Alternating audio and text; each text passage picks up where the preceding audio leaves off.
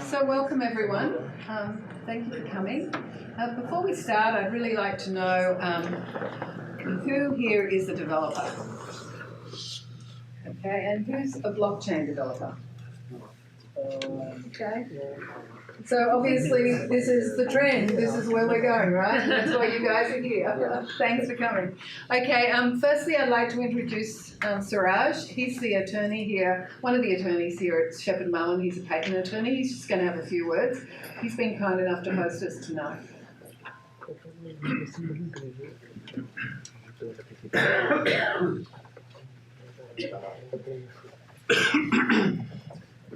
Hi everyone, my name is Suraj Hussain. I'm an intellectual property lawyer here at Shepherd Mullen.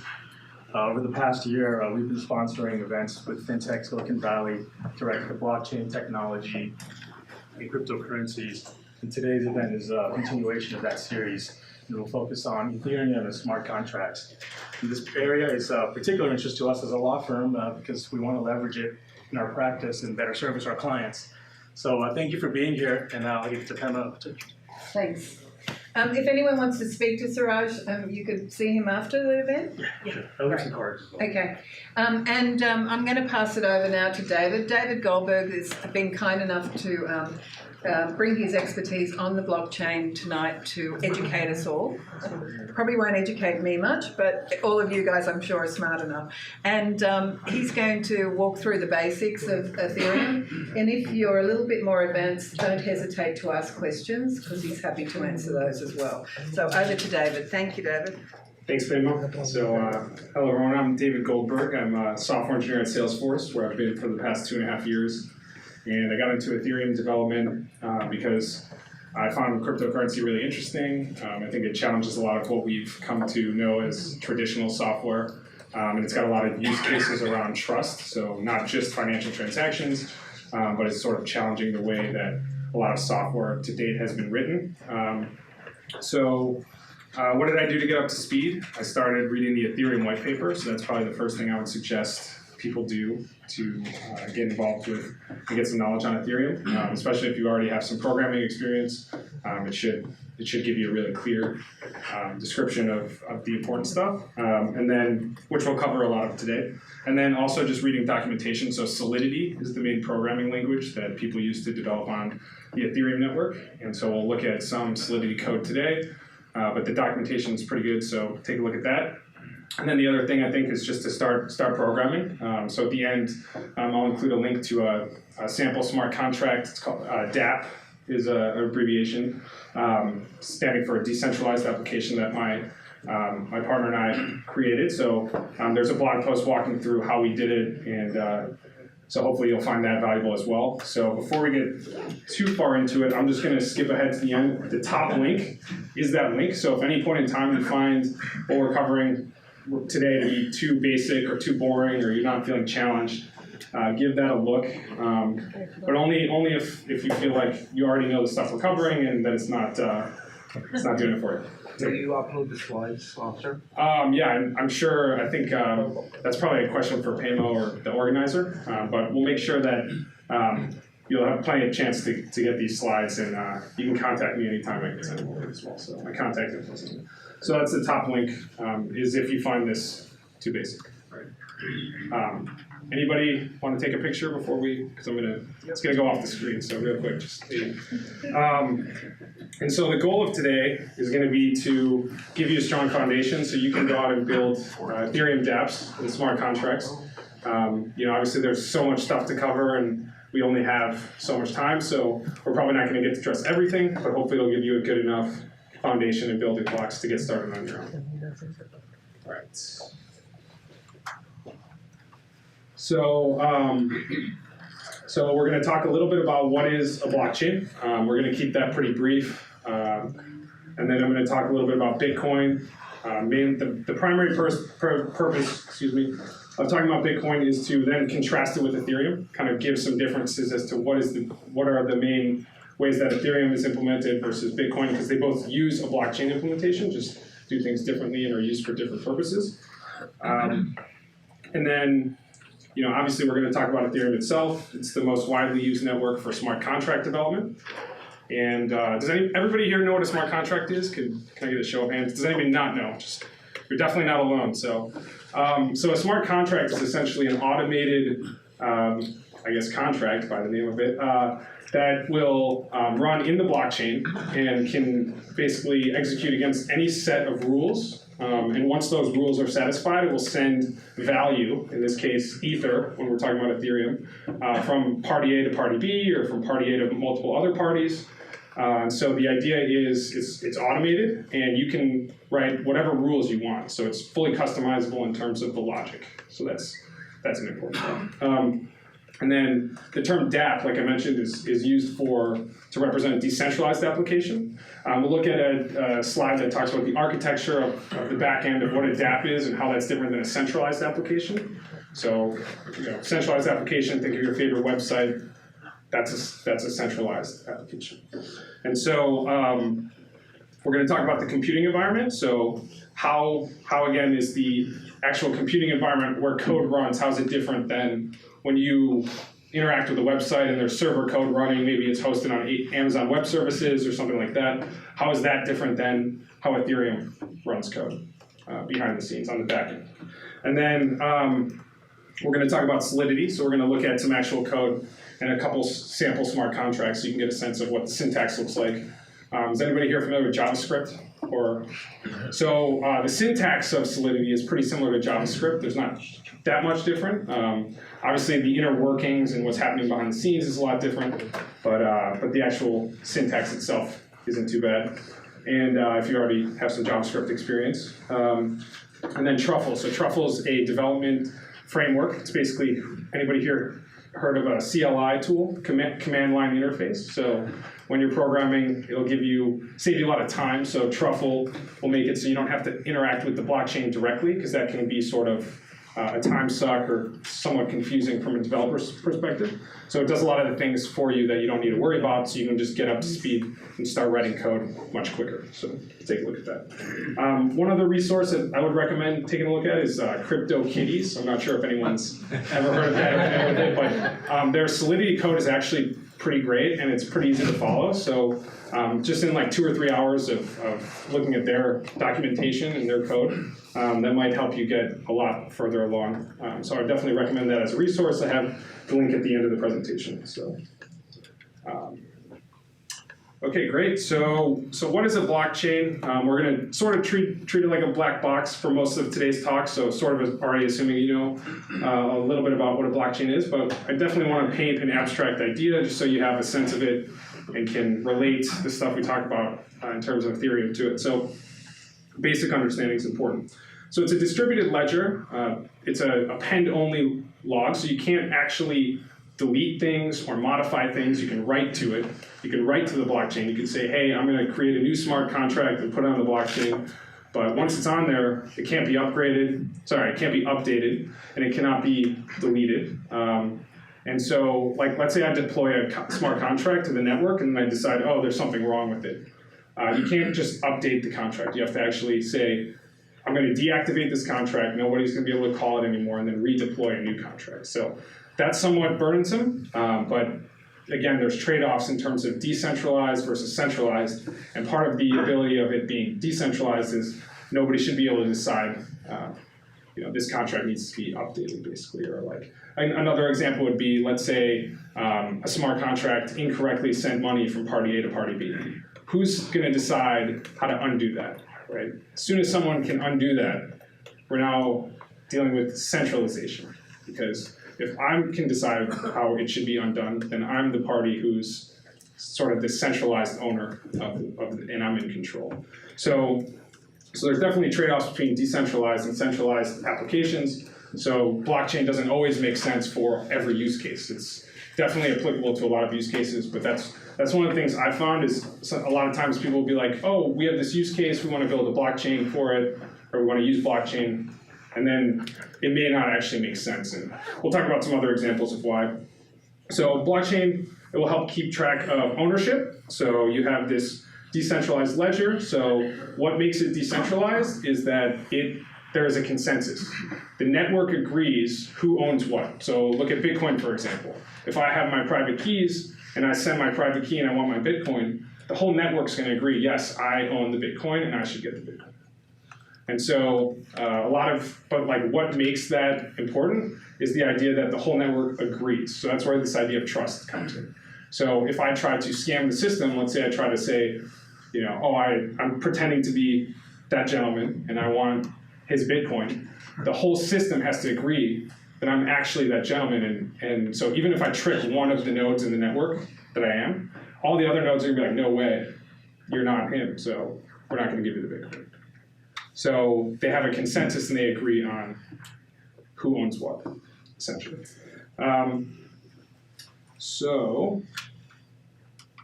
let's talk about Bitcoin for a sec. So Bitcoin was the first mainstream cryptocurrency.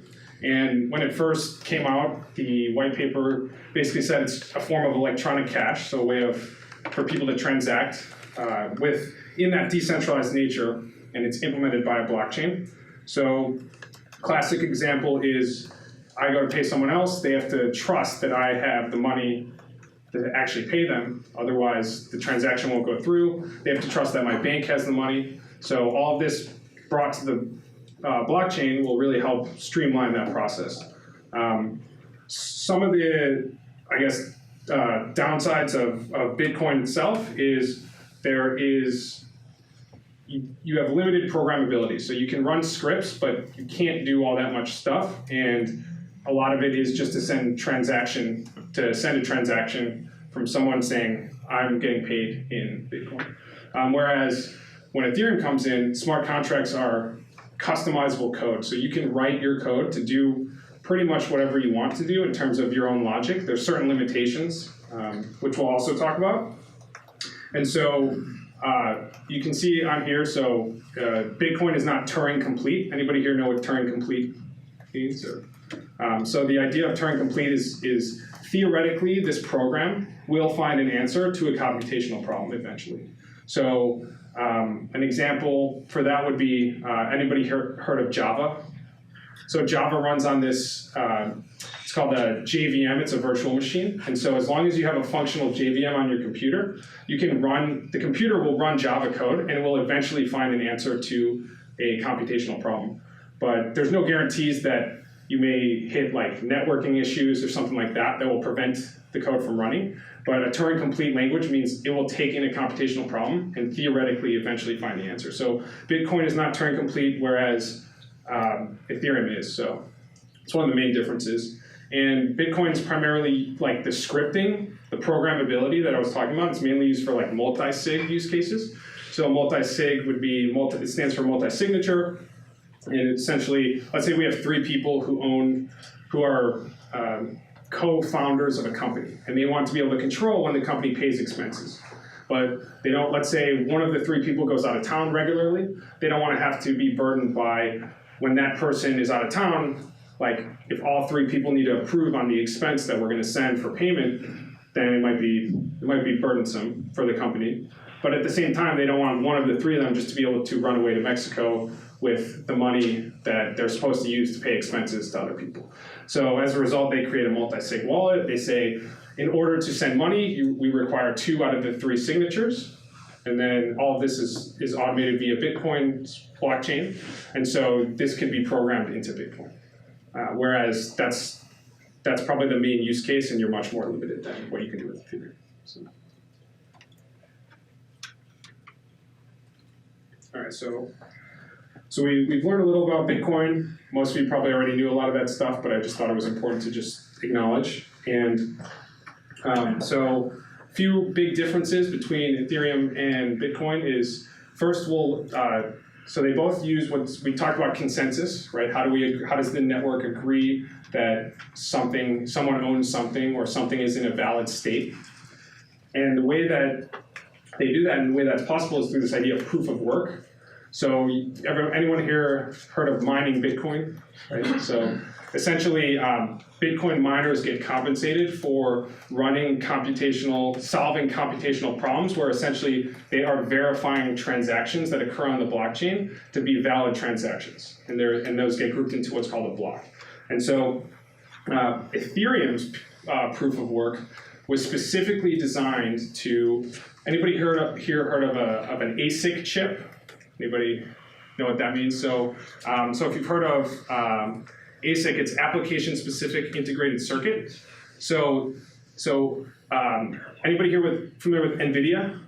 So they make chips that run on GPUs, and other companies make chips that run on CPUs. The idea of an ASIC is it's a piece of hardware that is designed to use software for a very specific thing. So like we want to maximize some resource that the computer uses, so we're going to design this chip to be very specific, only for this one use case. And if other use cases try to use this chip, they probably won't perform as well as a GPU chip or a CPU chip or something like that. So Ethereum, realizing that people could make chips to basically try to do Ethereum mining, they view this as a centralized thing.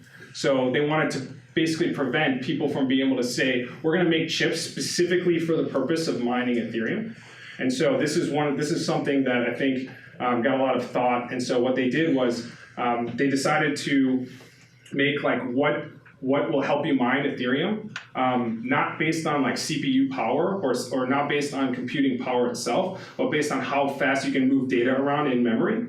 And so because of that, let's say what's really good for moving data around in memory is like gaming chips. So GPUs is an example.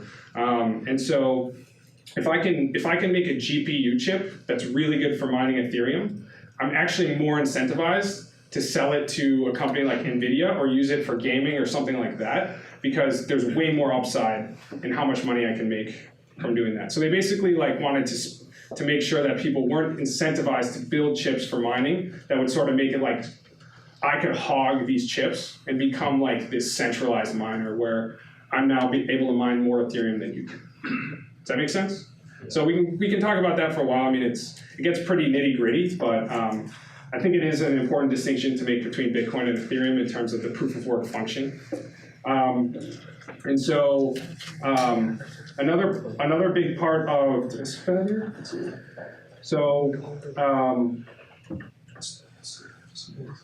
So block size. So block size is a big difference. On Bitcoin, a block size is specified as 1 megabyte, whereas on Ethereum, it actually constitutes how complex the code is.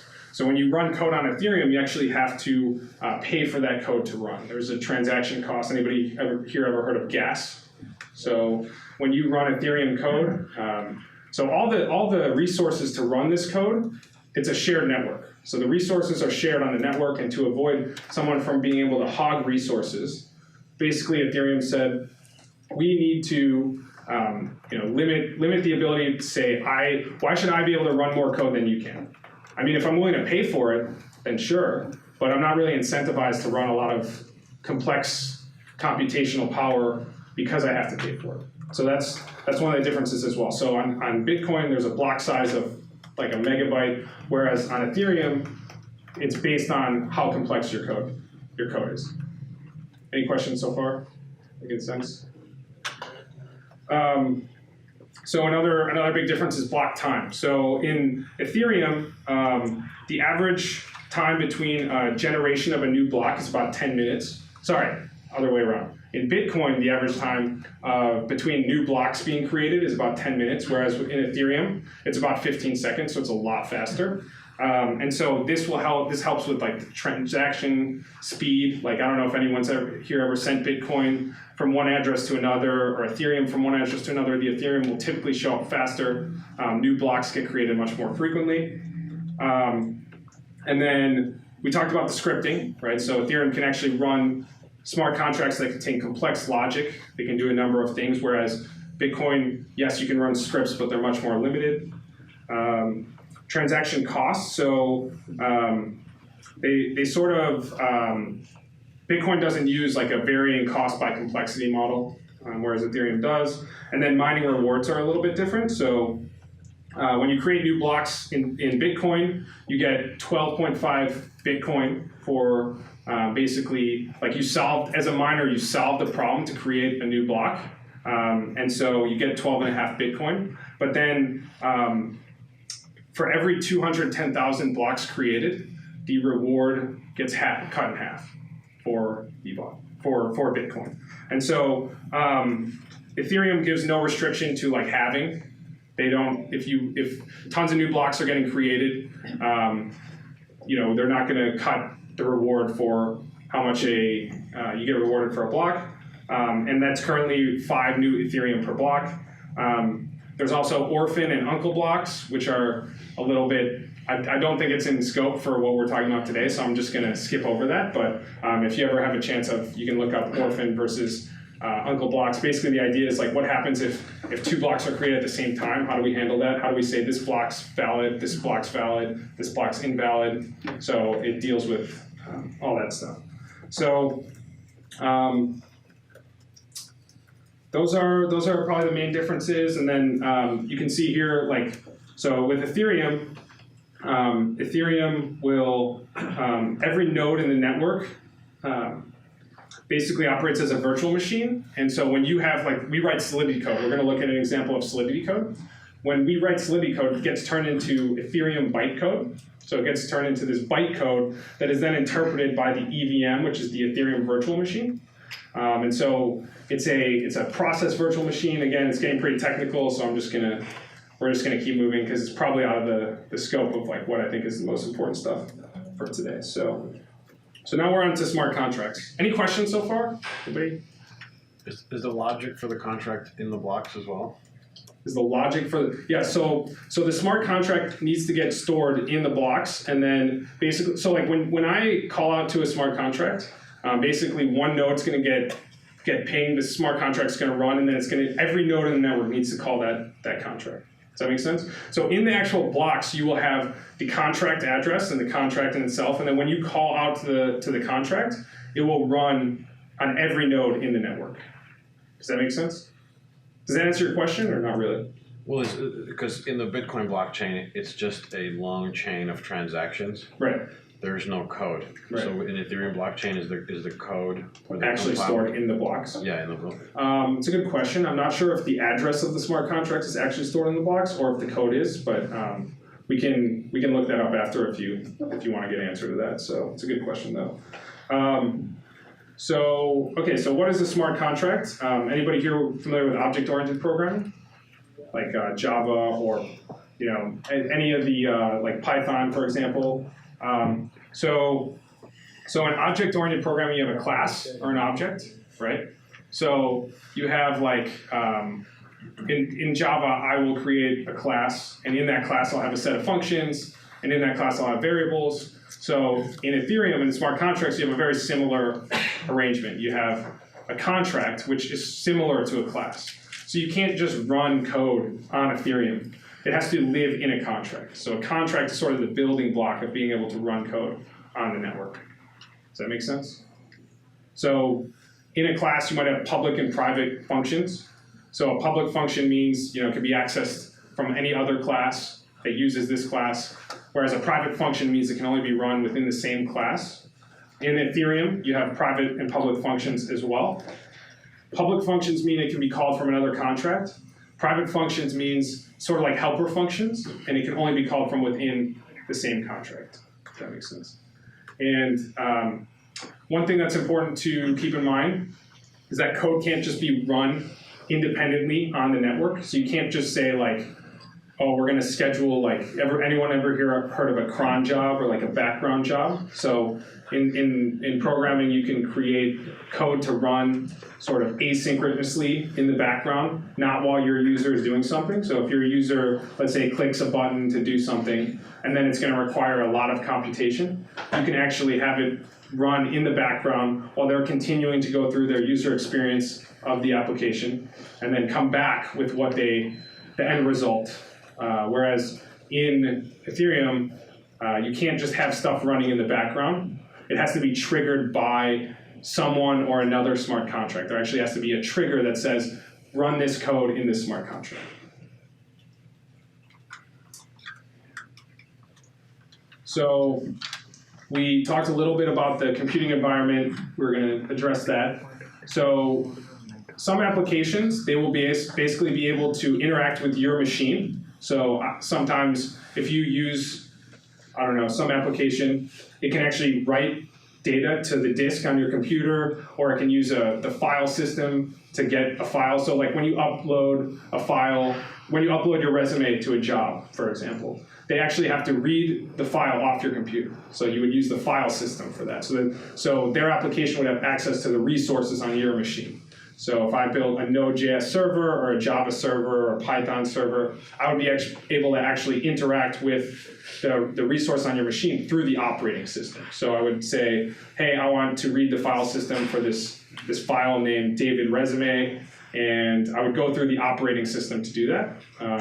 But basically, with Ethereum, you have no access to any of those resources. So you cannot access anything on the actual machine that's running the Ethereum smart contract code.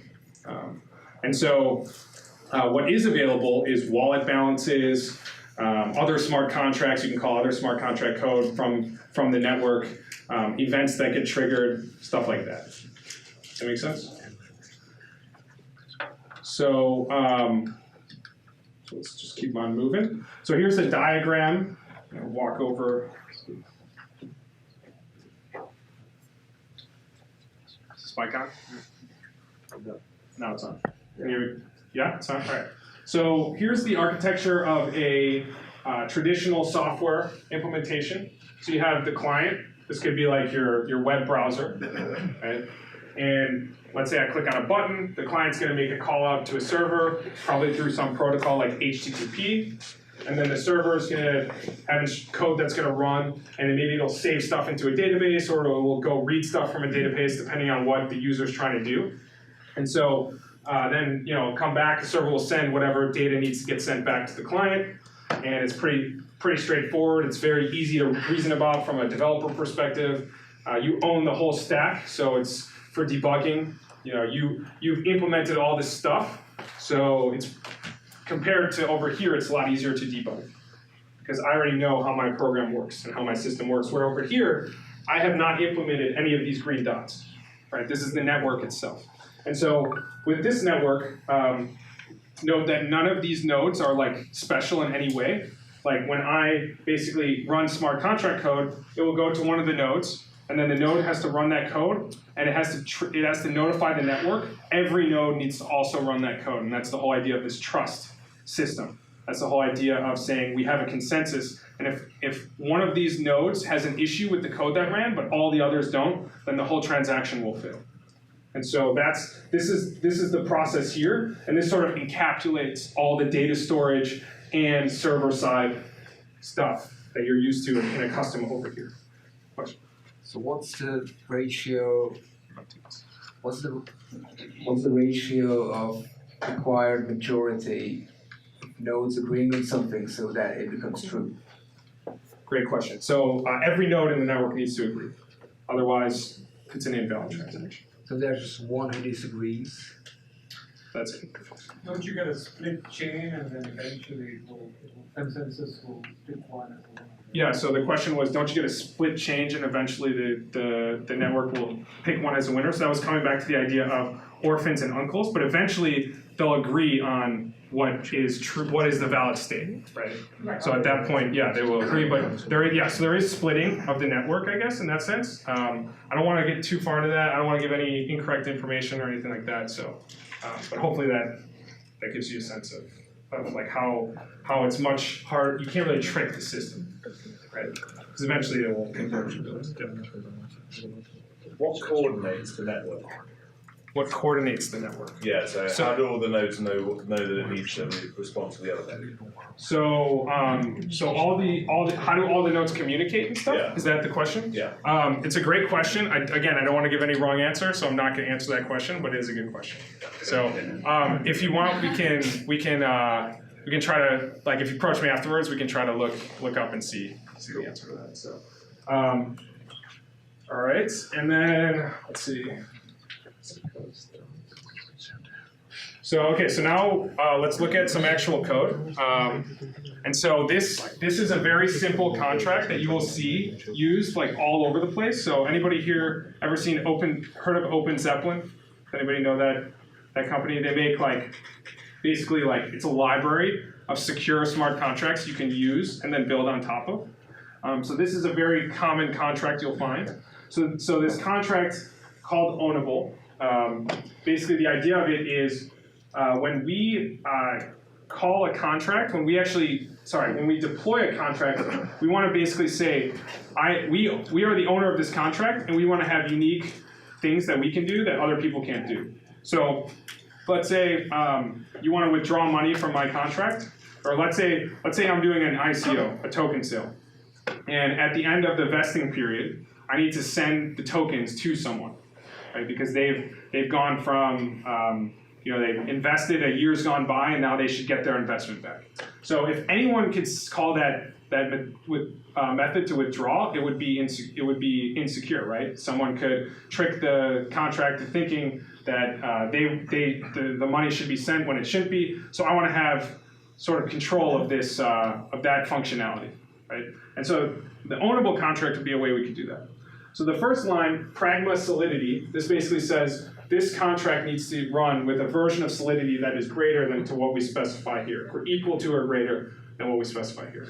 So this is 0.4.18. I think the latest version is like 0.4.23 or something like that. But basically, it's saying as long as it's 0.4.18 or higher, this contract will run. Otherwise, whoever tried to call the contract, it's going to be an invalid transaction. So next, we create our contract. In Solidity, you have different types. So you have addresses, you have different types that you can work with. So we're just saying here, this is an address. And we're saying, by giving it public, we're saying that other people can access this address from our contract like this. We are giving this access to other contracts to be able to see, right? And so, but we're not assigning it yet. We're just declaring it. Here we're saying we have an owner that is an address. So if I go to deploy this contract for the first time to the network, we'll look at how in a second I become the owner of it. So next thing here, we're saying we have this event. So an event in Solidity is how you're going to notify, like, let's say I had a website that a lot of times what you'll find is smart contracts in Ethereum is being run, like we said, behind the scenes. Like we pointed here, there's still a client that could still be a mobile web browser, just like it was over here. And so let's say you had a client that had JavaScript, and you ran code, and then this event was fired from your smart contract. You can listen for that event, and then do more stuff on the client side. So that would be a mechanism of how you would communicate with the client. And then here we create a function called ownable. Notice how it matches the name of our contract. So we have a function ownable, it matches the name of our contract. This means it's the constructor function. Anybody here familiar with the constructor function? This means that it can only be called one time. On the deployment, on the initialization of the contract, this will automatically get called, and it will run whatever code you have in this block. When I say block, not like blockchain block, like block of code here. And so in this case, what we're saying is we're assigning this variable we created, owner, to be this thing, message.sender. So message, you can notice, like, where did message come from? Right? That's probably like, how did that get in there? So message is a global variable that has information contained by whoever called the contract. Whoever basically says, I'm calling or deploying this contract, you will have this thing called message, and it's got different properties on it, such as sender, payer is one. So there's a sender, there's a payer, and there's value, how much value is being paid.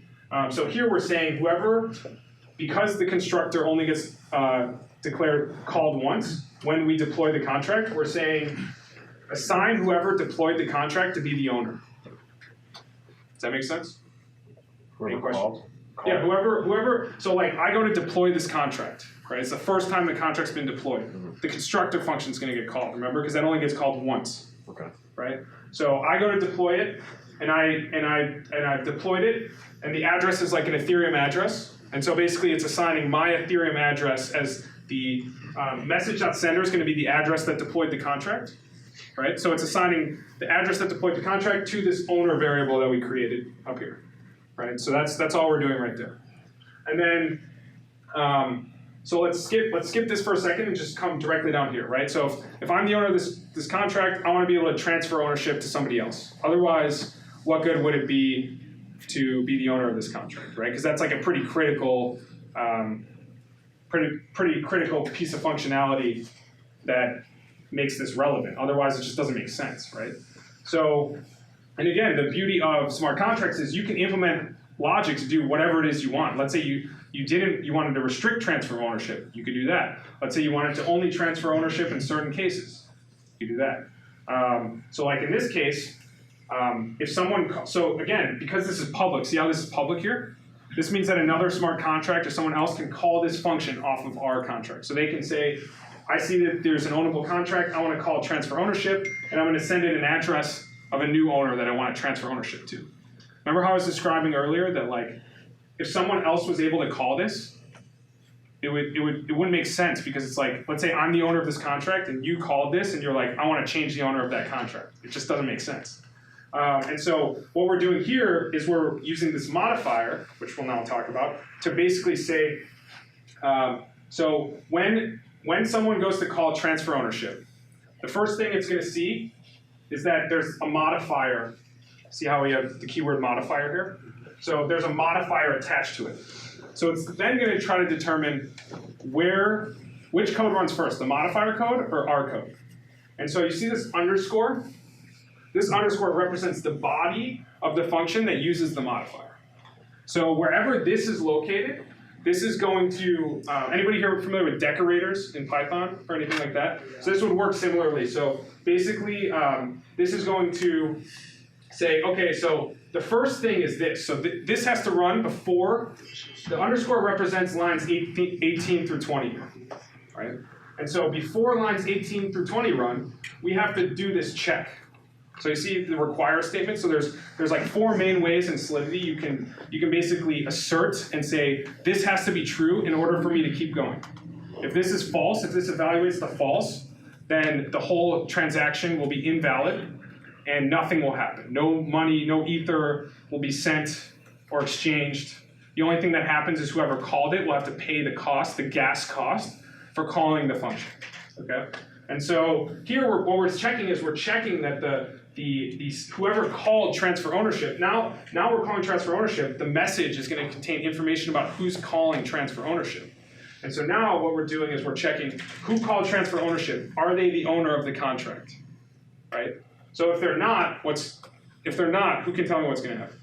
Someone tell me what's going to happen if, let's say, I own the contract and she tried to call the contract. What's going to happen? Nothing, right? Nothing, because this is gonna fail, and then the person, she's gonna have to pay the cost for calling this function. So she's really like not incentivized to do that because there is a small cost. It's a small cost, but and so let's say this passes.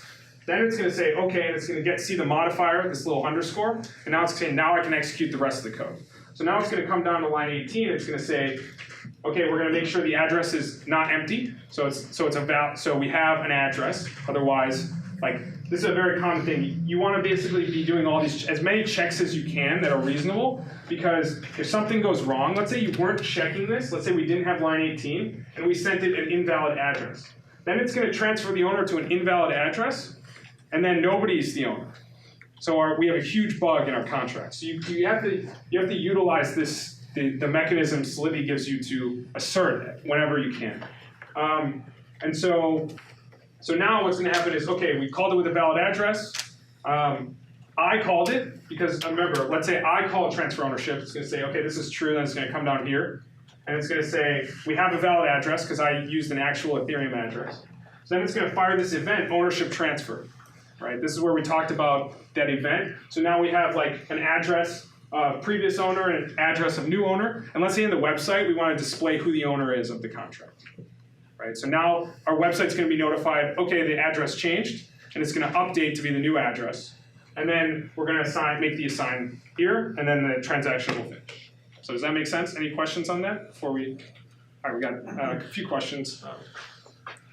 Yeah, why wouldn't you just put line 13, where it says require message sender, just put that on line 17.5? Why would you use the decorator instead?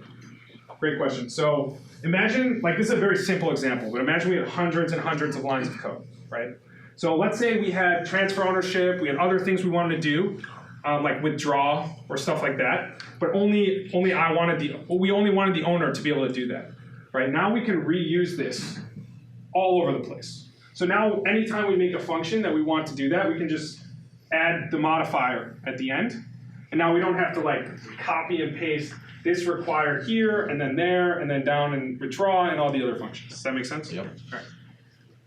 So you'd be able to add code to accept ownership as well, right? I mean, Yeah, I mean, the Yeah. beauty of the smart contracts is like we talked about, there are some limitations in terms of you can't access memory on like computer that the Ethereum network is calling out to, but you can make it as customized as you want. The logic itself is up to you to decide how you want it to work.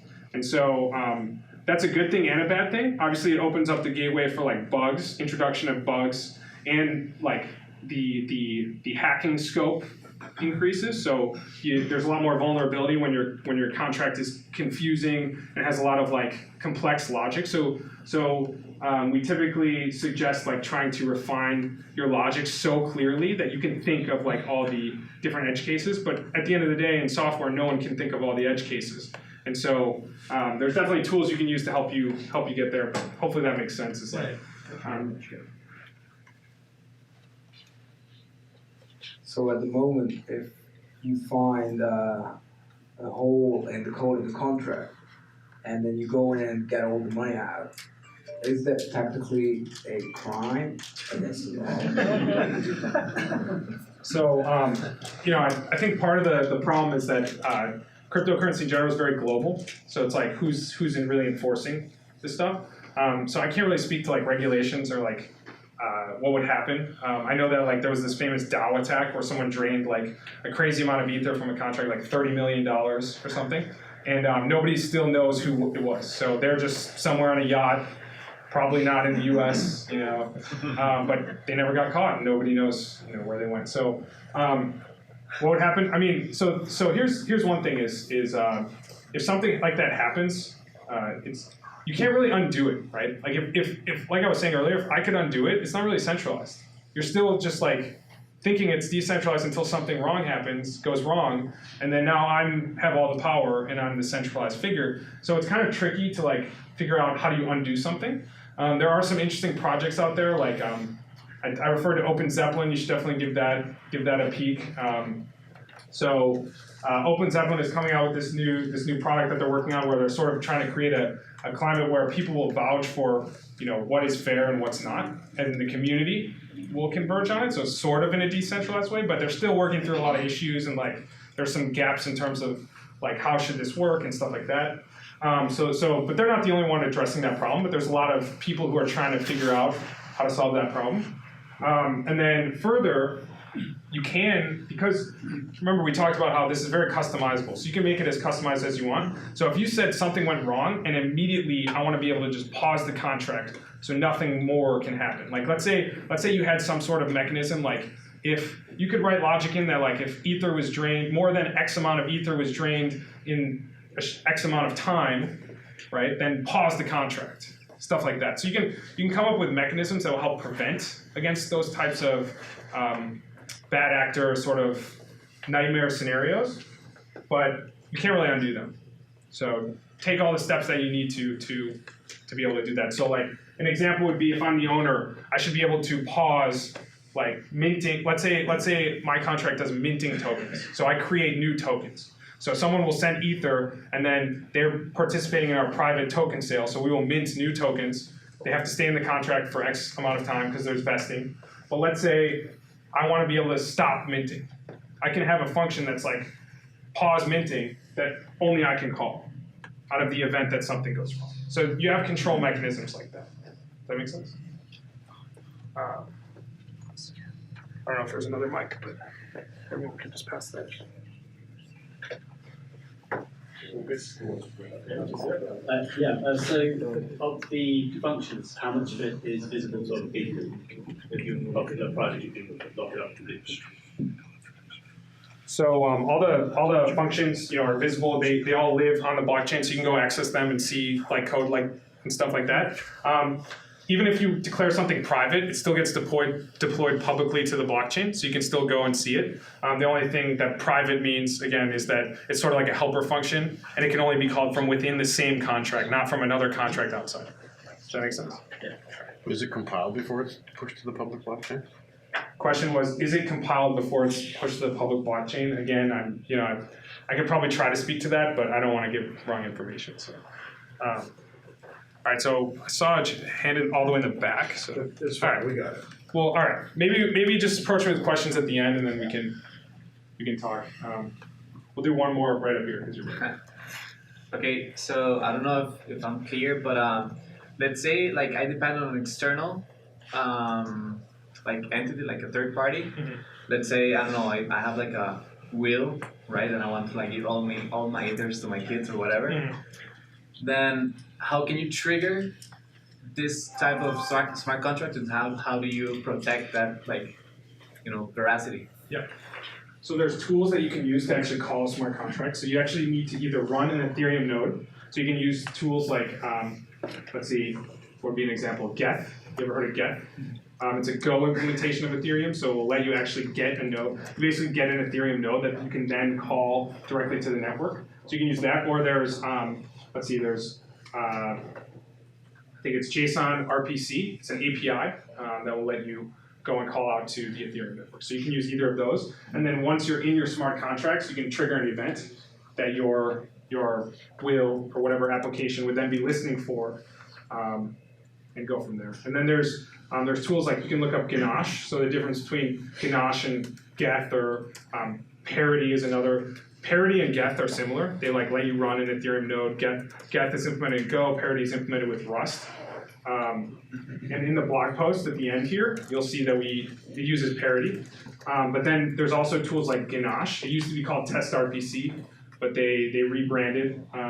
And so Ganache will let you actually basically simulate an Ethereum environment without actually running an Ethereum node. So you can look at that as well. Ganache is a useful tool. All right, we're gonna move on, and then questions at the end we can come back to. So here's another contract. There's a bit more going on to it. So this one is super simple. This one is also pretty simple, but you can see there's a little bit more complexity. So the first thing to point out is, again, we have that pragma solidity, right? We already covered what that does. We're importing our ownable.sol. So a .sol file represents a Solidity file, just like a .js file would represent a JavaScript file. And so remember, our contract's called ownable. So we're importing the contract from this file, and then we're saying our contract here, single message, is ownable, meaning it inherits. Anybody familiar with extends, right? Yeah. So this would be like inheritance, and you can have multi-contract inheritance. So we can have this contract inherits from ownable, it inherits from other contracts. You can have a list of contracts that it inherits from. And so just like other programming language, inheritance is a very common pattern.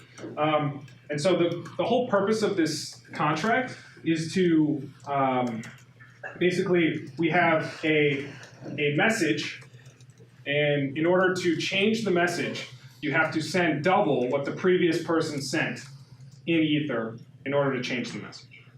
It's just a very simple smart contract. So that's what we're trying to do here.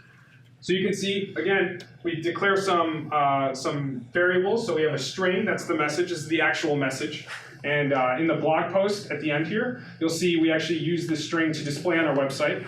So if you want to change the string on the website, you'd have to go in and pay Ether and double what the last person paid. And then we'll actually change on the website. And the blog post talks about how to test the contract, which we're not going to necessarily cover, I think, right this second. You can use JavaScript to test, which is really nice. Anybody here heard of Mocha or Chai? So Mocha and Chai makes your job, you can test your contracts in Solidity. You can use Solidity to test Solidity contracts, but it's a little more cumbersome than using JavaScript. And so JavaScript is the preferred method for testing the contracts. Anyways, totally out of scope. So we're going to keep moving. So remember we talked about the event. So this event is saying our message has been set, and our website's going to be listening for that event to occur. Here we have our constructor. So typically a constructor will be used to set the initial value of stuff. Like we looked at, we were setting the owner here initially. And remember, the constructor only gets called once. So here when we call single message, when we actually deploy the contract, we're going to set an initial message, we're going to set an initial price, and we're going to set a maximum length that the message could be. And so then we have our set function. So you see how we say external? This means externally, other smart contracts, other people can call this. And you see how we've labeled it as payable. So if you actually want to transact with Ether in a function, you have to mark it as payable. Otherwise, like if we didn't have payable here and we tried to send it Ether and actually do something with it, like send it from person A to person B, it would just fail because the function wasn't marked as being valid for accepting Ether and handling it and knowing what to do. So payable is just like a labeling for that. So here what we're going to do is when set is called, we're going to make sure that, again, message, remember this is a global variable we get when we actually, so I'm sitting here, I call set, right? Basically it's going to look and say, okay, I called set, I declared some value that I was calling set with, right? And it's going to check to see is that value greater than or equal to the current price of the of what had previously been set. And so if it's not, then we're going to return because we know that that doesn't meet the spirit or the intended behavior of our contract. So assuming it is, we keep going. We basically convert this message to bytes. We check the length. We make sure that it's an acceptable string. We can't have someone setting a string that's 1,000 characters long. We want it to limit that amount. So we check for that. And again, all these checks, it's as customized as you want to make it. You can be as strict as you want. But typically for all of these checks, like when you go down and so at the end of the presentation, I have a blog post about the philosophy of smart contract security audit. I'll talk about a security audit at the end of like why it's important and what it means.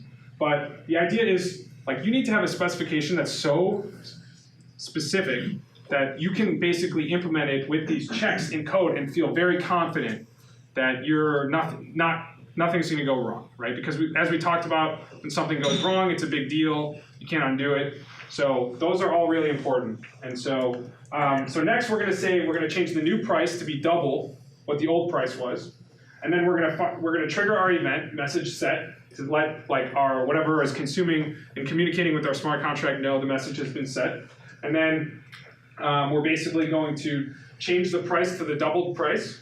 And we're going to change the message to a new message. That's all that sets do.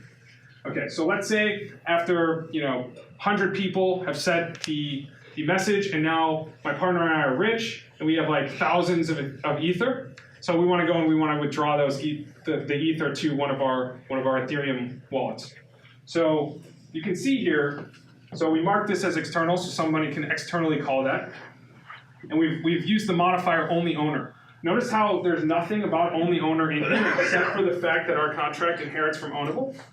So basically what it's going to look for is there a modifier called only owner in our contract? There's not. So then it's going to look and say, what contracts does this contract inherit from? And it says, oh, I see this contract has a parent's contract called ownable. So I'm going to now go look in there to see if there's a modifier called only owner, at which point there is. So it's going to make sure that the address that's calling withdraw is the same one that we marked as ownable in our ownable contract. It's the same one that owns our ownable contract. Does that make sense? So now we've got, so if I try to call withdraw and send, because I want to send Ether to my wallet, it will work. If she tries to call withdraw, it won't work because she doesn't own the contract and she doesn't own the Ether. She should not, that was not how the intended behavior was built. So now we require this .balance. This is a variable that we have access to as part of the contract. So when you send Ether to a contract, it actually gets stored in the contract. The contract becomes the owner of that Ether. And so what we're doing is we're checking that the balance of the contract is greater than or equal to the amount that we want to withdraw. If it wasn't greater than or equal to, then we'd be trying to withdraw more than is what is in the contract, and that wouldn't make any sense either. Right? The contract needs to have a balance that's greater than what we're trying to, or equal to what we're trying to withdraw. Right? So after we get through that check, we're going to make sure that the destination is not empty. Right? We're going to say this has to be there has to be an address we're sending it to, otherwise it wouldn't make any sense. And then if so, we're going to transfer the amount that we specify when we call withdraw to our destination address. So what would happen if I forgot line 29? So if you're saying you tried to withdraw more than what the balance would be, So that actually might be a good example of a check that may not be that great, because I don't think you can withdraw more than what the balance is of the contract. I think it would just error out, right? So that's my speculation. But I guess this is just a simple example to show like how you have a lot of checks that you can use at your disposal. So there's an attack surface here that we should talk about for a second. So the idea, anybody ever heard of reentrancy? Does anybody know what that means? So I'll just try to summarize it. So because smart contracts can call other contracts, you sort of turn over the context of execution of the code to another contract at some point. So let's say I called withdraw from my Ethereum wallet. Okay? So then that's fine. Another smart contract can also call withdraw. So smart contracts can call functions in other contracts. And so like in this case, if we used a smart contract to deploy this contract in the first place, and the smart contract was the owner and could call withdraw, then let's say this other smart contract called withdraw, and these checks passed, and so it's going to transfer to the other smart contract. Because remember, a smart contract has an Ethereum address, right? So then the amount is transferred to another smart contract. Let's say that smart contract also has a withdraw method, right? That smart contract now manages the code, and we don't know, can we trust that smart contract? We have no idea. So the idea is that it would run withdraw without updating the, without necessarily saying, hey, we're updating that we've taken the money out, and it might just keep withdrawing without us wanting to do that. So that would just be a good example of how this would have an attack surface. But we don't have to get too much into that, but those are important considerations to give when you're thinking, can another smart contract call this code? You don't know what that smart contract's going to be doing, so it's hard. Then the attack surface expands dramatically. Any questions on this contract before we go on? So that gentleman's been trying to ask a question for like decades, so let's get him the question. Slight exception. So I guess like this code is something that would be run once, but how many contracts are there? And then if there are owners for every contract, how is it decentralized? So if there's like one owner and he or she can call some function that says owner only, how is that decentralized? And then I guess if this is an example of code that you would run for a contract, what's an example of code you would run as a subscriber or participant on Ethereum? Like what exactly are you modifying? Okay, so I wasn't sure I followed the last question, but the first question meaning, it can only be called once. That's only the constructor. So you can call any of the other functions as many times as you want. Only the constructor is going to be called once. That's it. And then like set or withdraw in this case, I can call as many times as I want. Does that make sense? So the check can be called by anyone. Doesn't have to be. Yeah, in this case, set can be called by anyone because why would I want to restrict you from being able to set the string? That was the whole purpose. Because you should be able to change the string on my website and send it Ether, right? Yeah, I guess I mean like, so in that case I send you Ether, right? So only you can like withdraw that Ether? You don't send me Ether, you send the smart contract money. And then the smart contract will decide what happens with that Ether based upon the rules that were set out in the smart contract. Which you wrote. Which I wrote, but let's say, so I guess, I might be the author of the smart contract, but the smart contract might run code that decides on certain things that have nothing to do with it, right? So while I might have been the coder that actually created the contract. So like, I'll give you another example. So we talked about Open Zeppelin, right? So they're coming up with a system that basically lets people, when they find issues, basically decide like which versions are valid and which versions aren't valid. And then also, like if there needs to be code that should be changed, what should be the correct change? And in doing that, there's rules set up around like token exchange and stuff like that. So I mean, that's just one simple example, but just because they're the author of that contract doesn't mean that they have the decision-making power. It's the smart contract itself that makes the decisions what happens. Does that make sense? And in this case, if I couldn't protect withdraw to be me being able to withdraw it, then the whole purpose of the idea of the smart contract would be it just wouldn't make any sense, because then you could withdraw the money that I earned by creating the website that you're supposed to send Ether to, right? So I guess that maybe this isn't the best example of a decentralized. I still think it's a good example, but I see your point there. But I think the only purpose I was trying to get at of only owner is to draw attention to, you can make this as customized as you want, and you have all the control, right?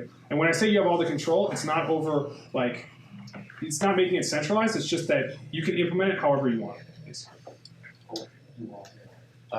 Bit of a funny one, I'm not a coder, right? But if I'm just looking at this in relation to vulnerability, right? So obviously it goes on the blockchain so no one can kind of mess with it, otherwise so other people can see it. Man in the middle attack isn't really valid. But just let's say this gentleman here, he talked about when I leave your Ether to your ETH to your children, and then debts and marriages are vital department, what do you call it, in San Francisco gets hacked, to go to the smart contract and say this person's dead, but they're not. Where do you see a kind of validity of where like I see security vulnerabilities, not in the smart contracts, but the stuff that feeds into it. So I'm more like just making a comment, but It's a great comment. So I think the important thing to remember is it's all about specification. So when you actually go and you would create your smart contract, you would try to anticipate what happens if someone tries to send us something that's invalid, right? Stuff like that. So in that case, yeah, it's kind of hard to think about, like, I guess that use case from like what would we do. But just remember, you have control over trying to anticipate those things. So we talked a little bit about a security audit. So the idea is after you have a smart contract that's been created, you have to have people who did not write the contract just rip it apart from like a code review standpoint. Basically, you're trying to find security vulnerabilities, you're trying to find bugs in the logic like that, for example. And that's where you would probably catch a lot of that stuff. So anyways, here are some good resources. I think we're out of time, so I have to wrap up. The first one is our blog post on how we built this Ethereum dApp that you just looked at, and you can actually see the website, interact with it.